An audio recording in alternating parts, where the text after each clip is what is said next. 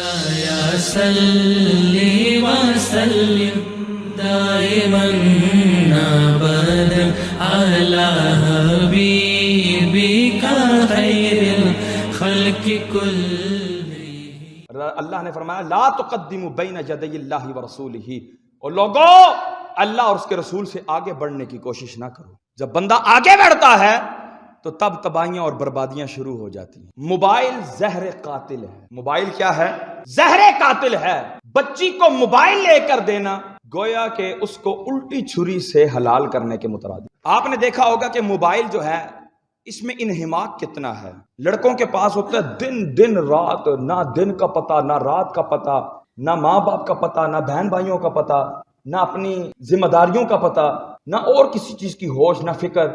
اے جی pub جی کھیل رہے ہیں، اے جی فیس بک چلا رہے ہیں، اے جی واٹس ایپ پہ مصروف ہیں حضرت۔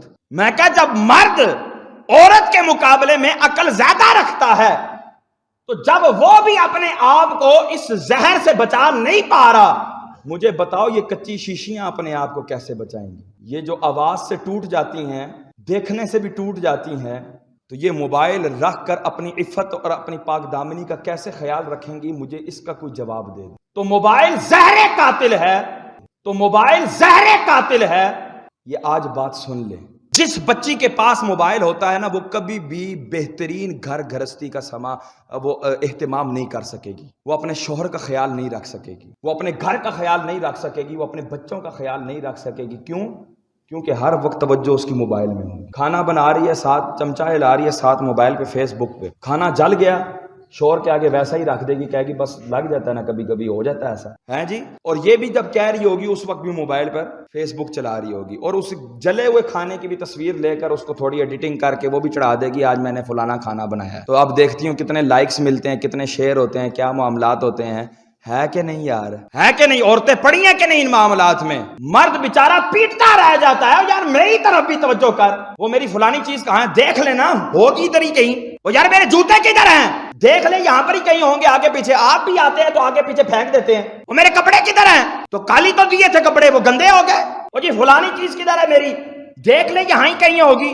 اب مجھے بتائیں اس مرد کا ہر سوال پر پارا اپ ہو رہا ہے کہ نہیں ہو رہا؟ مرد ہر سوال کا جواب یہ جب ملتا ہے کہ خود ہی دیکھ لیں، خود ہی دیکھ لیں۔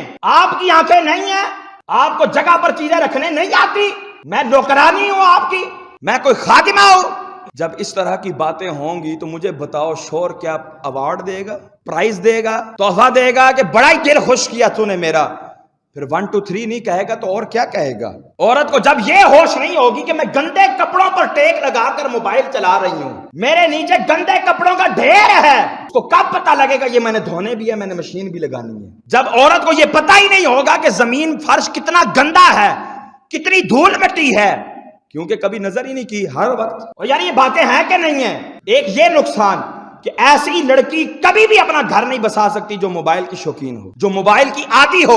اور نہیں جی میری بیٹی بڑا مینٹین رکھتی ہے، اور میں کہا نہیں مینٹین رکھ سکتی، وہ جو 10 منٹ اپنے موبائل کو دے گی نا، 10 منٹ 24 گھنٹوں میں سے 10 منٹ میں کہتا ہوں وہ بھی اپنے شوہر کو دے۔ اجی شوہر کہاں پہ ہوتا ہے؟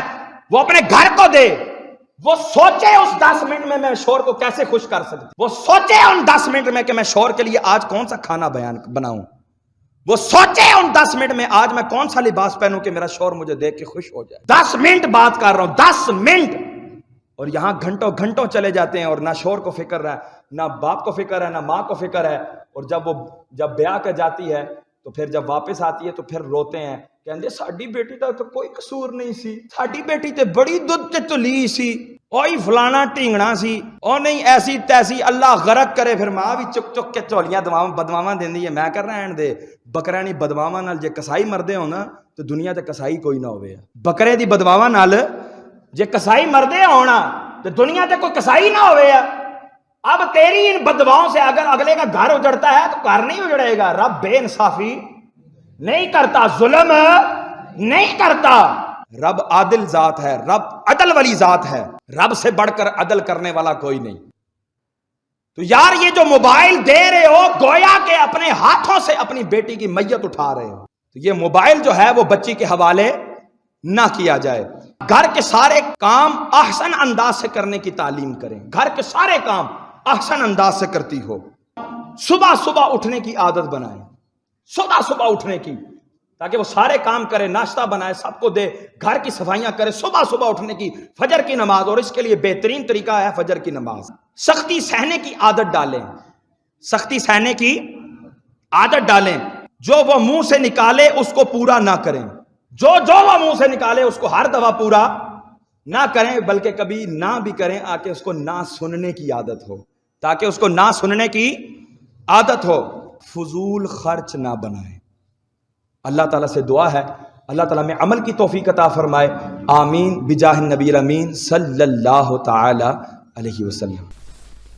ساتھیوں، نبی کریم صلی اللہ تعالیٰ علیہ وآلہ وسلم کی ایک حدیث مبارکہ کا مفہوم ہے، وہ سنا کر کے اجازت چاہوں گا۔ اور میرے خیال سے اگر مسلمان اپنے دل کی جو ہے وہ سماعت کو تھوڑا سا اوپن کر کے کھول کر کے سنے گا، یعنی کہ دل کے کانوں سے میری بات کو سنے گا اور اپنے دل میں اتارنے کی بھرپور کوشش کرے گا، تو میرے خیال سے وہ بہت آسانی کے ساتھ سمجھ جائے گا کہ ہماری بہنوں بیٹیوں کی اصل جو منزل ہے، اصل جو اماجگاہ ہے، اصل وہ جس گھر میں رہنے کے لیے اللہ اور اللہ کے نبی صلی اللہ علیہ وآلہ وسلم نے ان کو تعلیم فرمائی ہے، جو اس کی جنت ہے، یقیناً وہ سمجھ گیا نا، تو باقی کوئی بھی ایسی بات نہیں رہ جائے گی کہ جس سے وہ نہ سمجھ سکے۔